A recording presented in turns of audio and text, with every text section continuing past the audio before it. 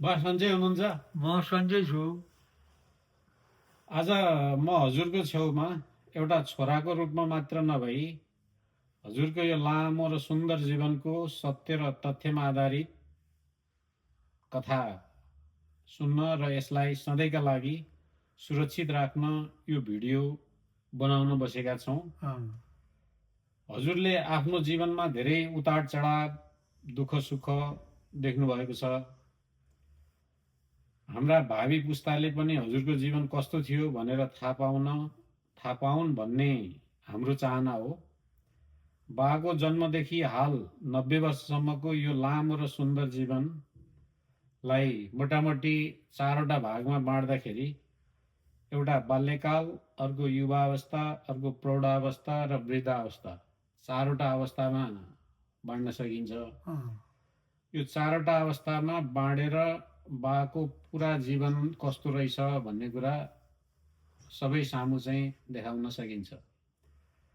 त्यसै स्वरूप आज चाहिँ एउटा भिडियो बाल्यकालको भिडियो चाहिँ तयार गर्ने हो। सो क्रममा बाले आफ्नो नाम के हो भनिदिनुहोस् पहिले। मेरो नाम डोलनाथ सेनाई हो। त्यसपछि हाम्रो बसाई गोर्खा ढुवाकोट डाँडासुवार। अनि डाँडासुवारामा जन्मनु भएको? डाँडासुवारामा जन्मेको। अनि हजुरबा र हजुरआमाको नाम र थर के हो नि? मेरो बाको नाम लक्ष्मीप्रसाद सेनाई, मायादेवी आमाको नाम। अनि बालाई हजुरबा हजुरआमाले डोल्ना सेनाई त राख्ने नाम, लेख्ने नाम भयो। अनि घरमा केही त्यस्तो माया गरेर बोलाउने नाम केही थियो कि? नाम भनेको पशुजनको सानो बाबु सानो बाबु सानो बाबु सानो बाबु भन्थे। त्यही सानो कान्छा सानो बाबु त्यस्तै भन्दै आए। अनि बा हजुरबा चाहिँ बा 8 वर्ष हुँदाखेरि बित्नु भएको छ। म 8 वर्ष हुँदा बा बित्नु हो। अनि हजुरआमा चाहिँ बा 10 वर्ष हुँदा बित्नु भएको 10 वर्ष म हुँदा आमा बित्नु हो। 2 वर्षको फरक। अनि हजुरबा र हजुरआमा जीवित छँदाखेरि बा त जम्मा त्यही 8 वर्ष र 10 वर्षको हुनुहुन्थ्यो। 10 वर्षको हुनु। त्यो बिचमा हजुरबासँग हजुरआमासँग गरेका केही कामहरू, राम्रा नराम्रा कामहरूको कुनै याद छ बालाई? त्यतिखेर त दाई हुनुहुन्थ्यो, भाउजूहरू। बाआमा बिते पनि 10 वर्षमा 8 वर्षमा बाउ बित्नु हो, 10 वर्ष आमा बित्नु हो। 10 वर्षमा त मेरो बिहा पनि भइसकेको थियो। अनि त्यस बेलाको अवस्थामा बाको बिहा गर्दाखेरि हजुरबा हजुरआमा हुनुहुन्थ्यो, आमा हुनुहुन्थ्यो, बा हुनुहुन्थ्यो। हजुरबा हुनुहुन्थेन? हजुरबा हुनुहुन्थेन? हजुरबा हुनुहुन्थेन। त्यो हजुरबा मेरो बा हुनुहुन्थेन। आमा बिहा गरेर गरेपछि मेरो बिहा गरेपछि बित्नु भएको आमा। अनि हजुरबुवा र हजुरआमा बिहान दिउँसो बेलुका खेती किसान घरको काम गर्नुहुन्थ्यो होला। उहाँहरूले हजुरलाई सिकाउनु भएको अथवा भन्नुभएको कुनै कुरा आज 90 वर्षको उमेरमा पनि केही याद छ, सम्झना छ बालाई? खोइ बाआमा त काम गर्नुहुन्थ्यो, थुप्रो वस्तु पाल्नुहुन्थ्यो, खेती किसान गर्नुहुन्थ्यो। हामीले चाहिँ त्यसो काममा लगाउनु भएन। अब कका किकी हरगाममा मास्टर राखेर पढाउनुहुन्थ्यो, अलिअलि पढियो। त्यो बेलाको अवस्थामा त्यस्तै कका किकी पढियो। अथो पढ्ने बेला अलि भएको थिएन। अलि बाहिर जाने बेला भएपछि गोर्खासम्म गएर पढ्यौँ हामीले। 10 वर्ष 12 वर्ष 15 वर्षसम्म गोर्खामा गएर पढ्यौँ अलिअलि। हजुर अरू त्यस्तो हजुरबा हजुरआमासँग गरेका कामहरूको अरू याद छ कि? माया गर्नुहुन्थ्यो। कहिले बाले यही बनाइदिन्छु ल आइजमा भनेर भुलाउनुहुन्थ्यो, कहिले केही गर्नुहुन्थ्यो, त्यस्तै त्यस्तै थियो। साह्रै सबै थोकको याद अलि आउँदैन। हजुरबा र हजुरआमा बितेपछि हजुरको वर्ष त त्यही 10 हजुरबा वर्षमा बाबुआमा बित्यो। हजुरबुवा बितेको 8 वर्षमा 10 वर्षमा आमा आमा बित्यो। बित्नु भएको। त्यो कलिलो उमेरमा कठिन समय हो नि, त्यो त हुर्किसकेका समय थिएन। अनि उहाँहरू बितिसकेपछि जेठो बुवा र 2वटा जेठी आमाहरू हुनुहुन्थ्यो। 2 जेठी आमाहरू उहाँहरूको छत्र छायामा हुर्किनु भयो। अब हजुरको दाइ भाउजूले हजुरलाई आमा बुवाको कमी महसुस हुन नदिन कस्ता कस्ता दुःखहरू गर्नुभयो, केही सम्झना छ त? दाइले चाहिँ दाइ भाउजूले नराम्रो गर्नुहुन्थेन। पढ्न पर्छ पढ जा, गोर्खा जा भन्नुहुन्थ्यो। गोर्खामा हाम्रा असहयोग थियो, गोर्खामा गएर पढ्यौँ। मेरो साथी भनेको जिमल कान्छो हो, दुईजना हामी गोर्खा गएर पढ्यौँ। 2 वर्ष 7 सालका कुरा हुन्थे। ती 7 सालमा घर आउँथ्यौँ जान्थ्यौँ अलिअलि कक्षामा पढ्यौँ। अनि त्यसपछि 7 सालमा हाम्रो डाँडा सहर छोडेर गुरुगाममा बस्न भएर गजब 2 तले घर भर्काउँदै माथि सार्ने, अलिअलि भएका गहना कपडा पैसा पोबारी बेलुका सबै जम्मा खायो, मुखिया खायो जम्मा गरेर बस्ने।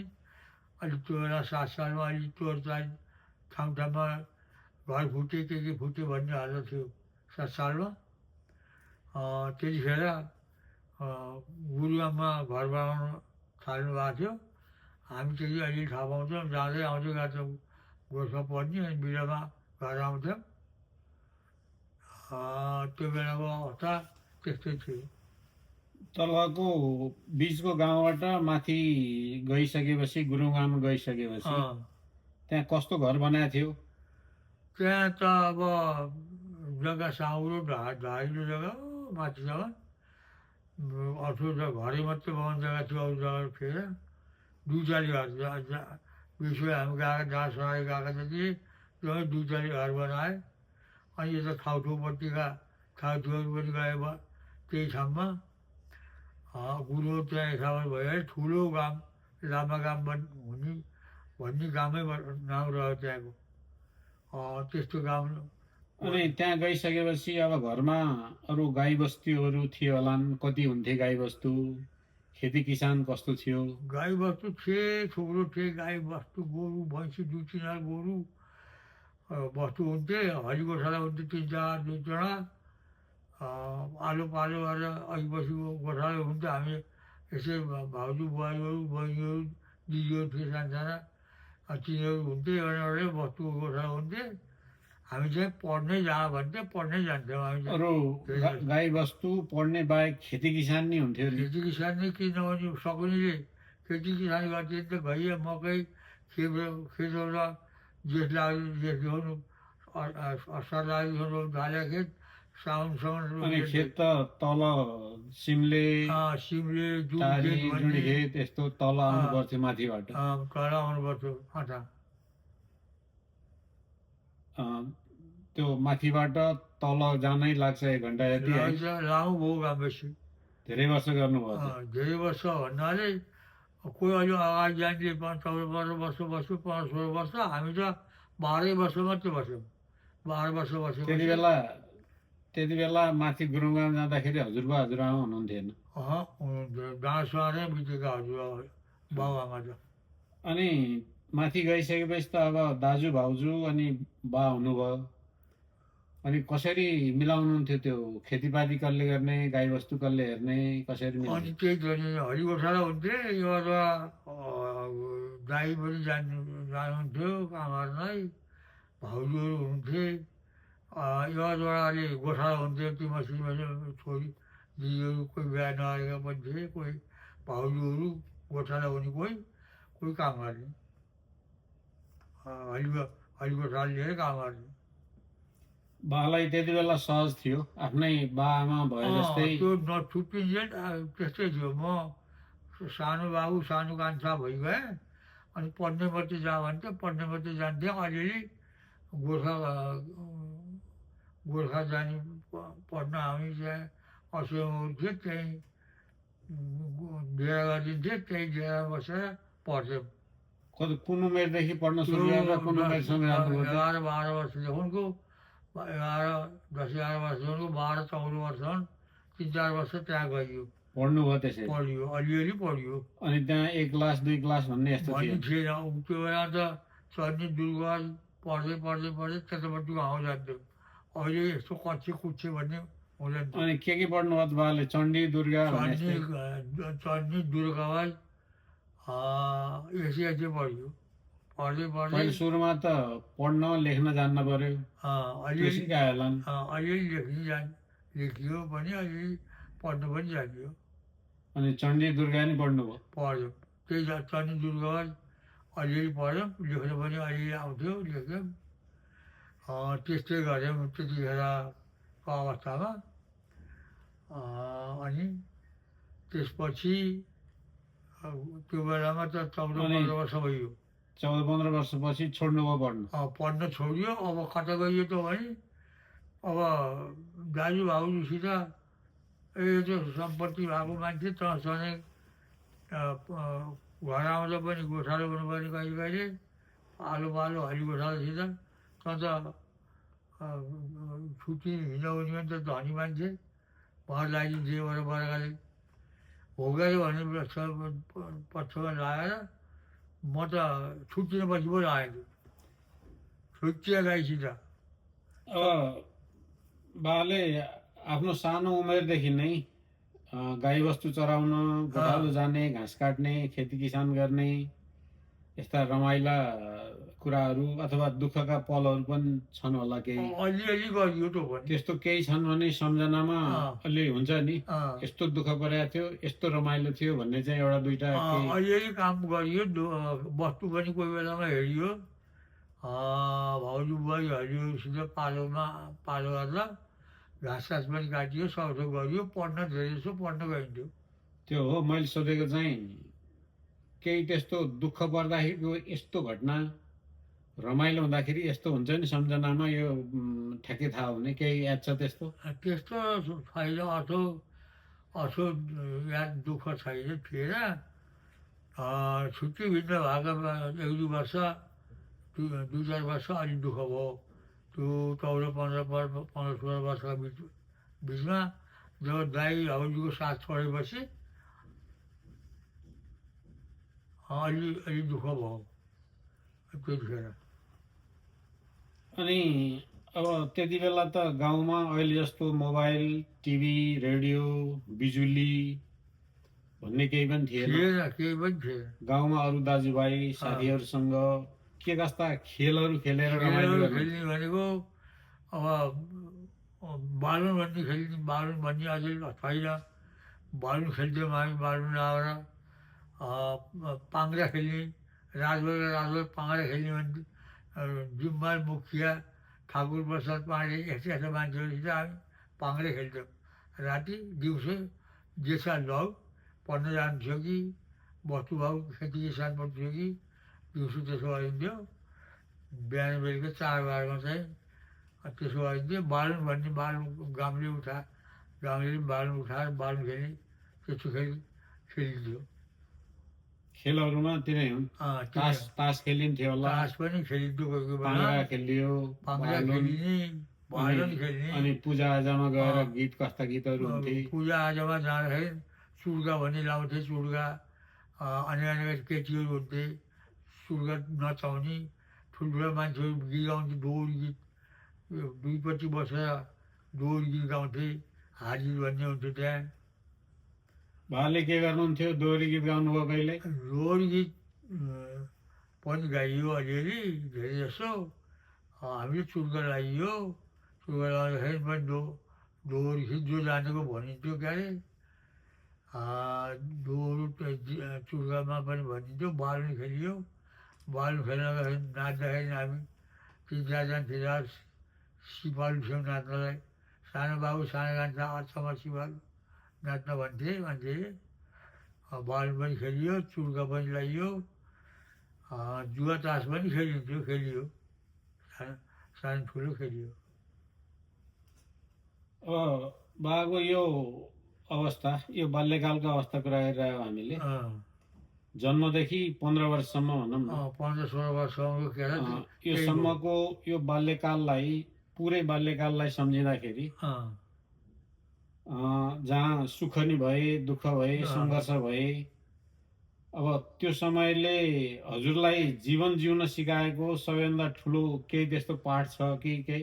अर्को पाठ त के सिकाएर पढ्नलाई एक कोरो लाएर पढ्न सकिए छोडिहाल्यो छुट्टिएपछि।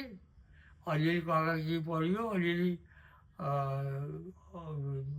यसो आगली पठा चिठी लाउँछु हेर्न सकिने भयो। त्यत्तिकैमा विसर्जन हो पढ्न चाहिँ। अब त्यहाँ यहाँ खेती किसान गर्नपट्टि लाग्यो। अनि त्यसपछि 15-16 वर्ष उताको जीवनमा खेती किसान गर्ने, छेरी पाउन सुरु भयो। अब ठुलो छोरो जन्म्यो 16 सालमा। त्यस्तै एउटले छेरी जन्मिन थाले। 2 वर्ष 3 वर्ष बिराई अनि छेरी जन्मिन थाले। त्यहाँ घाम बेसी धेरै लामो भयो। अब भएन यसरी गाममा बसेर निर्वाचन भएर हामी पुरानै थलामा आयौँ, डाँडा सहरमा। अनि डाँडा सहर आएपछि 2 बेसी फाँट जालपाछान सिम्ली भन्ने खेत हामीहरूका। डाँडा सहरमा कुवाबन्तीको पाखा जति पनि थियो पाखा चाहिँ खेत चाहिँ तिनै हुन्। बेसीमा सिम्ली, दमनटारी, जुडखेत भन्ने हामीहरूको खेत, तिनै खेतमा खेती गरिन्थ्यो। अब बाको बाल्यकाल हेर्दाखेरि साँच्चै नै अब प्रेरणादायी नै रहेछ। अब जस्तै सानै उमेरमा बुवाआमा बित्नुभयो, सानै उमेरमा अनि 8 वर्ष दाई भाउजूसँग सँगसँगै बसेर खेती किसान गर्नुभयो, 10 वर्ष त्यही बिताइयो, त्यसरी बिताउनु भयो। अनि पढाइ लेखाइ पनि 3-4 वर्ष गरेर छोड्नुभयो। अलिअलि पढ्यो त्यहाँ छोड्यो। अनि अब एउटा मान्छेले, कुनै पनि बच्चाले आफ्नो बाआमाको माया अन्तिमसम्म पाउँदाखेरि कस्तो हुन्थ्यो, त्योबाट पनि वञ्चित हुनुभयो। वञ्चित हो, बाबाको माया बिर्सियो, कति अलिअलि गरेको माया पनि बिर्सियो। त्यसकारण अब त्यो अवस्थाबाट पनि अहिले जुन माहौल बनिरहेछ, त्यो हेर्दाखेरि बाको यो बाल्य अवस्था निकै अरूले सिक्न लायक। अरू त आफ्नो बाआमाको छत्रछायामा हुर्केर चाहिँ पछि गरे हुन्छन्। त्यो बिना नै पनि बाले जुन एउटा अहिलेको माहौल बनाउनु भयो नि, त्यो निकै नै अरूको लागि प्रेरणादायी पनि छ। र यो बाल्यकालको मोटामोटी कुरा गऱ्यौँ हामीले आज। अब अर्को भिडियोमा बाको बाल्यकाल छोडेर अर्को अवस्था, त्यो भनेको युवा अवस्था सुरु हुन्छ। त्यो युवा अवस्थाको पुरै परिचय फेरि अर्को भिडियोमा चाहिँ अर्को भिडियो बनाउँछौँ। आजलाई यति नै गर्ने भयो।